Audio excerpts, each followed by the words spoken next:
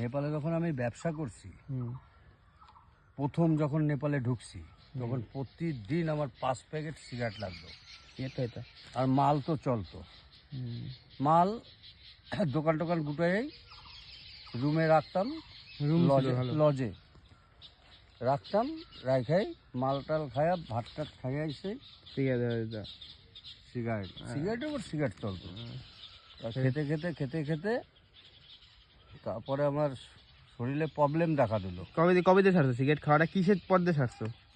Problem দেখা দিল কি, আমি যখন দেখতে পারলাম মুখ দিয়ে রক্ত বেরোয়, মুখ দিয়ে রক্ত বেরোয়, তখন ডাক্তারের কাছে আমার মাইমা নিয়ে যায়। নিয়ে যাওয়ার পরে বলল যে আপনার ছেলে যদি এই সিগারেট না ছাড়ে বাঁচানো যাবে না। তখন থেকে আমি এই সিগারেট ছেড়ে দিলাম। আচ্ছা, সিগারেট খাওয়া ভালো না? হ্যাঁ, সিগারেটটা ছাড়ছি, কিন্তু দিনে আমি মদ খাই না। রাত্রির হলে রাত 8টা বাজলে আমার মদ লাগে। কি মদ খাও তার মধ্যে? মদের নাম কি? বিয়ারও খাই, ইংলিশও খাই, বাংলাও খাই। আচ্ছা, ভালো লাগে কোনটা সবচেয়ে বেশি? ধরে কিসে? ধরে বাংলা। কয় পাই? 1 পাইট না 1 পাইট? কতখানি করে খাও? বোতলও খাইয়া ফেলাই, কোনোদিন পাইটও খাইয়া ফেলাই, ঠিক নাই। একাই টাইম না দাও পুরা? আমি যা খাই আমি ঘরের ভিতরে একা একাই খাই, কারোর টাইম নেই। একা একাই আমি টাইম মিস করি, ঘরে বসে একা একাই এনজয় করি, কোনো দল সঙ্গ নাই। হ্যাঁ, যা করি, কেন একটা টেনশনে ভুগছি। বিয়ে করছি, ছেলে বউ চলে গেছে, এই আমার বিশাল টেনশন। বউটা গেছে কেন? বউটা গেছে কেন, আমি বাহারিন মালয়েশিয়া যাই।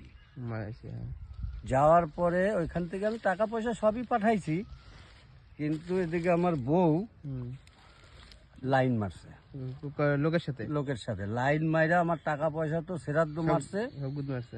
হ্যাঁ, তারপরে হিসাব দিতে পারবে না, দেখলো যে টাকা পয়সা হিসাব দিতে পারবে না, কোন দিন আমাদের ধরে কি করে, তারপরে এইভাবে ও আস্তে আস্তে আমার কাছ থেকে কাটে যায়।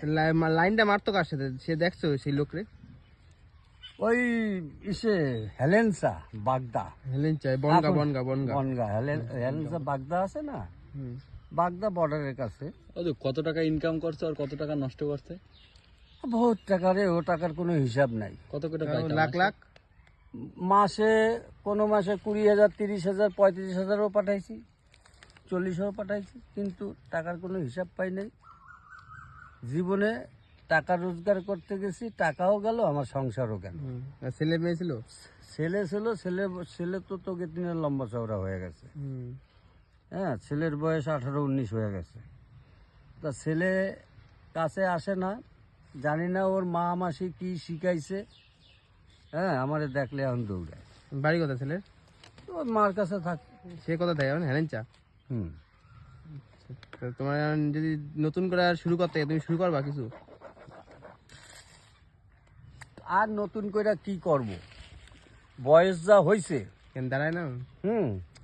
আর মনে চায় না যে সে যে একটা নিয়ে আসি, এখন সেইটা ভালো হবে না খারাপ হবে সেইটাও বা বুঝবো কি করে।